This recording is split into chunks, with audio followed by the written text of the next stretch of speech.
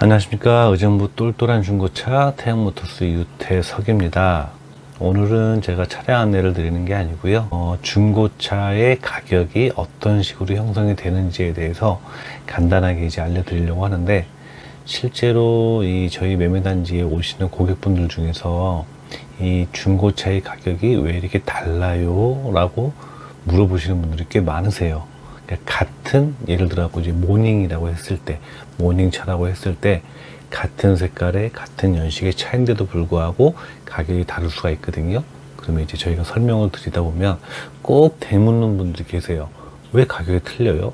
네, 이런 경우 어떤 이유 때문에 가격이 달라지게 되는지, 중고차의 가격을 만들어내는 그런 요인들 중에서 이제 제가 설명을 드릴 텐데요. 첫 번째는 이제 중고차의 컨디션, 그리고 두 번째는 중고차의 그 사고 유무, 굵직굵직한 맥락으로 봤을 때 두 가지로 보시면 되고, 일단 처음에는 사고라는 게 없다라는 전제하에 기본적인 그 틀을 이제 말씀을 드릴 거예요. 컨디션에 관한 얘기를 드리겠습니다. 첫 번째는 이제 신차가 있게 되고, 신차를 출고를 하게 되잖아요. 그리고 이 차를 이제 판매를 하게 되면 이 차가 몇 년식이라는 게 나오잖아요. 그 몇 년식, 예를 들어 15년식의 모닝이다. 이렇게 했을 때 1년에 몇 프로, 뭐 2년에 몇 프로 이렇게 감가를 하게 됩니다. 하게 되는데, 그것도 다 똑같은 건 아니에요. 예를 들어 뭐 10% 감가, 20% 감가 이렇게 감가를 하는데, 그 요인의 중간중간에 이제 조미료가 들어갑니다. 그 중에 첫 번째 들어가는 게 바로 주행거리가 얼마나 됐느냐. 예를 들어 뭐 20%를 감가를 했는데 주행거리가 뭐 너무 많다. 그러면 조금 더 빠질 수가 있겠죠. 그리고 예를 들어 주행거리가 뭐 1만밖에 안 됐어요. 15년씩인데 10,000km 정도밖에 안 됐다. 그럼 당연히 10만 킬로보다는 가격이 현저히 잘 잡혀지겠죠. 좀 더 비싸게. 이런 상황이라고 보시면 됩니다. 연식이 있고, 그리고 주행거리에 따라서 가격이 달라질 수 있다는 거. 대부분의 고객분들이 주행거리가 많은 걸 찾는 게 아니고 짧은 걸 더 좋아하실 수밖에 없잖아요. 많이 주행을 안 했으니까. 그런 부분들이 이제 조미료처럼 플러스가 된다라고 보시면 되고요. 그리고 그 다음이 이제 옵션 상태라고 보시면 됩니다. 이 차량에는 신차 같은 경우도 마찬가지고, 기본 낮은 사양에서 높은 사양까지 옵션이라는 게 있어요. 이 옵션 상태에서 썬루프를 넣느냐, 아니면 후측방 경보를 넣느냐, 아니면 뭐 어라운드 시스템을 넣느냐, 등등 이제 이런 옵션들이 있잖아요. 그 옵션들이 있는 그 레벨이 있습니다. 뭐 럭셔리, 디럭스, 프리미엄 럭셔리, 뭐 이런 식으로 이제 그 등급이 있어요. 그 등급마다 가격이 조금씩 다 다를 수밖에 없습니다. 15년식에 뭐 10,000km 주행을 했다. 이게 만약에 뭐 800만 원이라는 가격이 나왔다. 근데 그게 800만 원이 모든 등급이 다 아닙니다. 디럭스는 뭐 800만 원이면 그 위에 럭셔리급은 뭐 850, 840 이렇게 될 수도 있고, 아니면은 그 위에 최고급 완전 풀옵션, 썬루프도 있고, 모든 게 이제 처음에 신차를 뽑을 때 옵션이라는 옵션은 다 집어넣은 풀 옵션이다. 그럼 900만 원까지 이제 달라질 수밖에 없는 거예요. 고객분들이 오셔갖고 볼 때 이 차의 그냥 외형, 보이는 외형만 보고 이제 판단을 하면 안 되고요. 그 차가 가지고 있는 그 지금 이 컨디션 상태, 아까 말씀드린 연식, 몇 년식이냐, 주행거리를 얼마나 주행을 했느냐, 그리고 이 차량의 옵션이 어느 정도 들어져 있느냐, 그 차이를 확인을 하셔야 될 부분이 있어요. 그 옵션 상태는 모든 차량에 다 똑같습니다. 이름만 좀 다를 뿐이에요. 프레스티지가 있을 수 있고, 럭셔리가 있을 수도 있고, 뭐 디럭스가 있을 수도 있고, 뭐 노블레스, 스페셜, 노블레스, 뭐 이렇게 다 다릅니다. 그 등급의 차량들이 가격이 똑같으면 안 되겠죠. 다 누구나 좋은 걸 사려고 할 테니까 가격이 같다라면. 그래서 그런 옵션 상태에 따라서 가격이 조금씩 달라질 수밖에 없습니다. 처음에 살 때도 디럭스 낮은 거보다 만약에 노블레스 스페셜이면은 당연히 옵션 비용이 추가가 되잖아요. 그런 부분들이 중고차 시장에서도 형성이 된다라고 보시면 됩니다. 예를 들어 갖고 뭐 중고차를 보러 오셨는데 똑같은 아이보리의 모닝이 같은 연식 15년식에 서 있었다 라고 가정을 해도 가격이 다른 이유는 얘보다는 얘가 옵션이 좋거나, 또는 얘보다는 얘가 주행거리가 짧거나 등등의 이유가 있을 수 있다라는 거. 그리고 예를 들어서 15년식의 모닝이 있고 16년식의 모닝이 있는데, 기본적으로 봤을 때는 16년식이 당연히 비싸겠죠. 근데 이런 경우도 있어요. 16년식의 차량은 주행거리가 10만이에요. 근데 15년식의 차량은 주행거리가 2만 정도, 3만 정도 이렇게 현저하게 차이가 나면 오히려 얘보다 얘가 비싸거나 비슷할 수도 있어요. 네, 요거는 이제 답이 정확히는 없습니다. 그러니까 아무리 똑같은 차라고 해도 가격이 달라질 수밖에 없는 거는 그 차량의 컨디션에 따라서 달라질 수밖에 없다.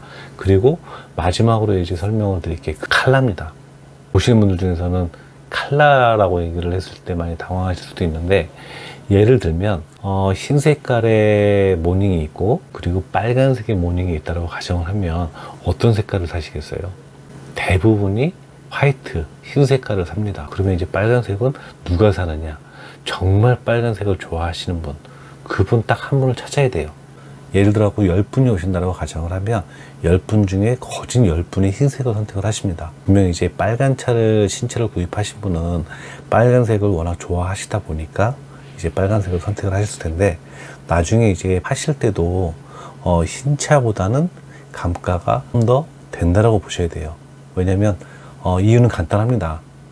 모든 이 부동산이나 동산이나 모든 그 사람들이 사용하는 이런 그 상품들은 수요와 공급의 영향을 받을 수밖에 없어요.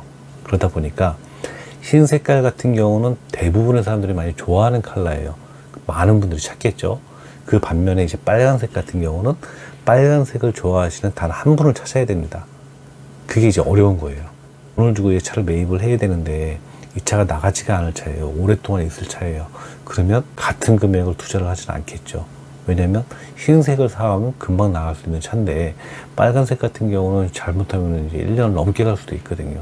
그럼 그 돈이 묶여버리기 때문에 흰색과 같은 컨디션이라고 가정을 했을 때도, 만약에 흰 차를 100만 원을 준다, 저희가 이제 차량 매입을 할 때 이 빨간색이라면 100만 원을 못 드립니다.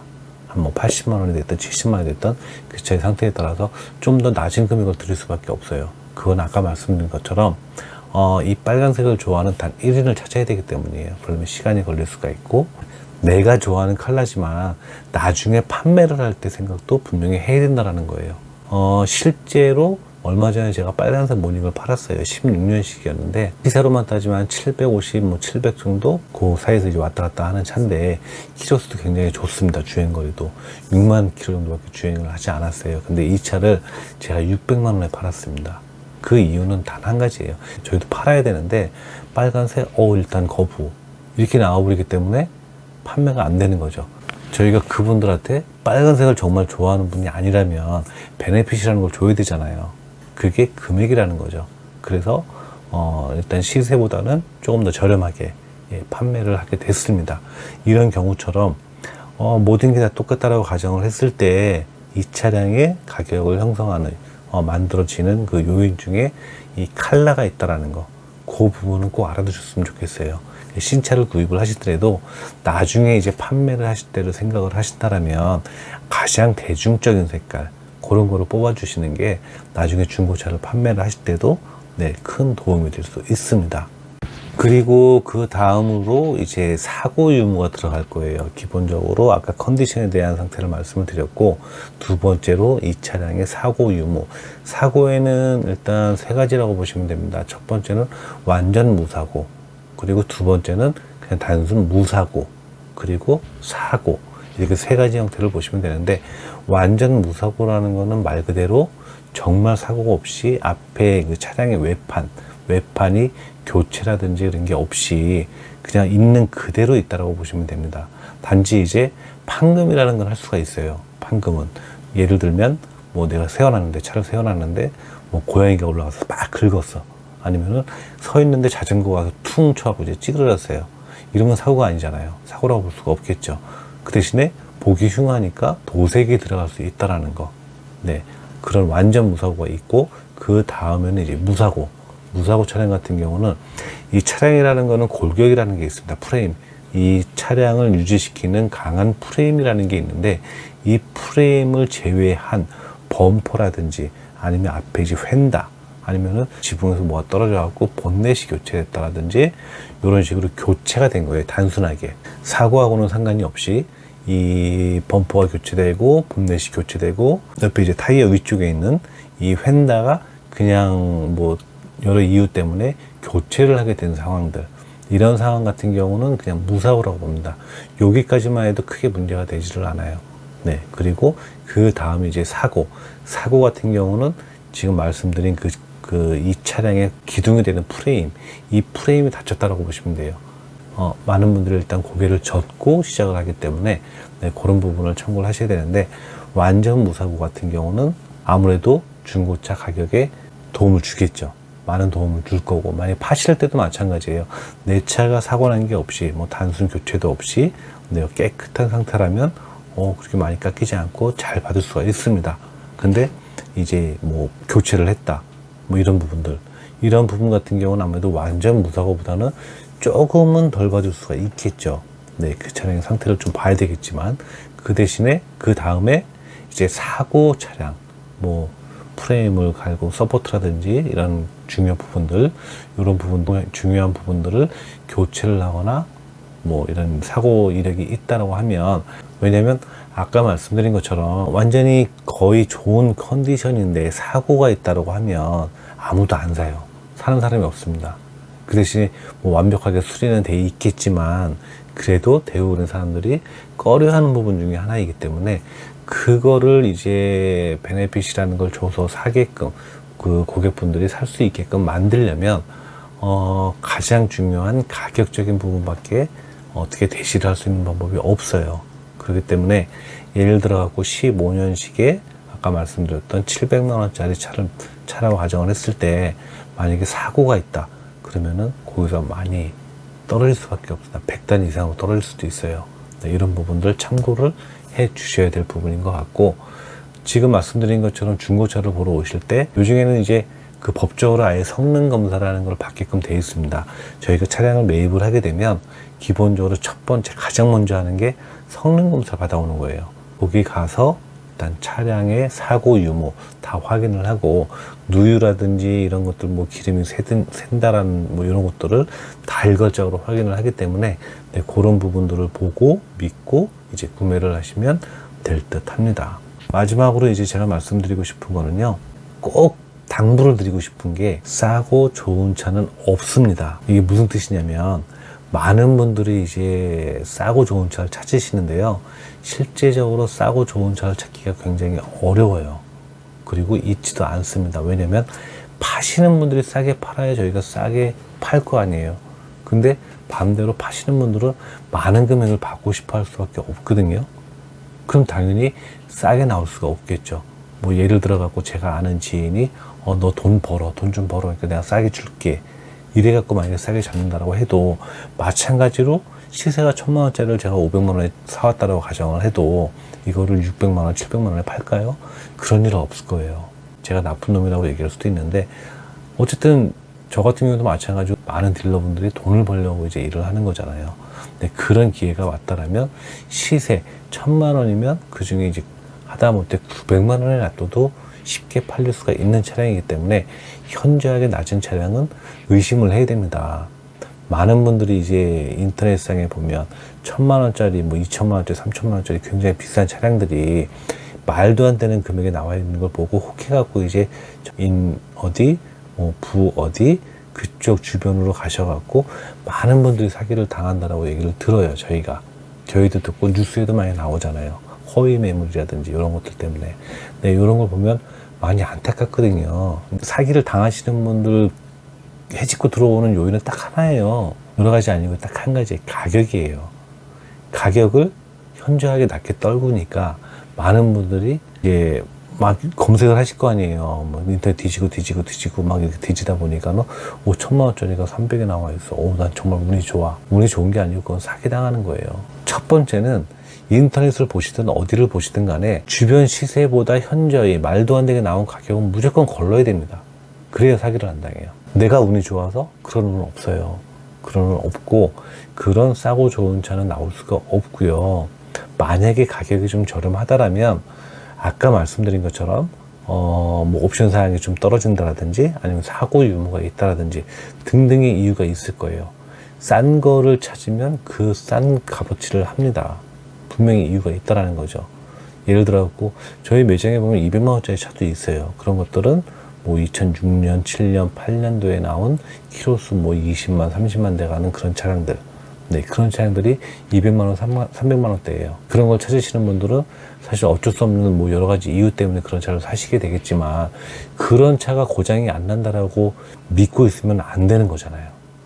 당연히 기계다 보니까 오래되고 사람도 나이가 먹고 늙게 되면 잔병치를 하듯이 그런 차량들은 기본적으로 시간이 좀 지고 뭐 또 주인이 또 바뀌면 길이 달라지기 때문에 이제 차량이 장고장이 날 수가 있어요.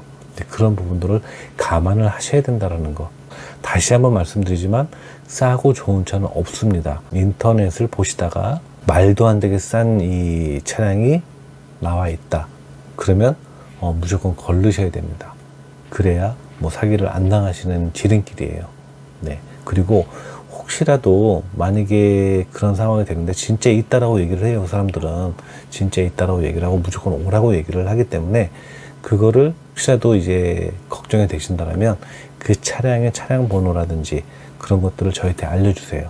그럼 제가 그 차량이 실제로 존재하는 차량인지 아니면 인터넷상에 어떻게 떠 있는 차량인지 확인을 해서 알려드리도록 하겠습니다. 중고차를 가장 잘 사는 그 방법은요, 다른 거 없습니다. 어차피 시세는 정해져 있어요. 시세는 정해져 있기 때문에 그 시세 중에서 가장 똘똘한 차량을 찾는 게 가장 좋은 방법이에요.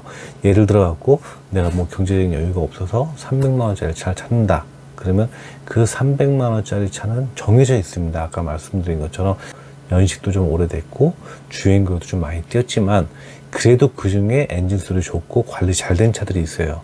그런 똘똘한 차량을 찾으셔야지 300만 원 가지고 벤츠 뭐 몇천만 원짜리 산다? 이건 말이 안 되는 소리고요. 가격적인 부분으로만 접근을 하지 않는다라면 분명히 좋은 차들은 되게 많거든요. 도움이 되셨으면 좋아요와 구독 눌러주시면 굉장히 큰 힘이 될 듯 합니다.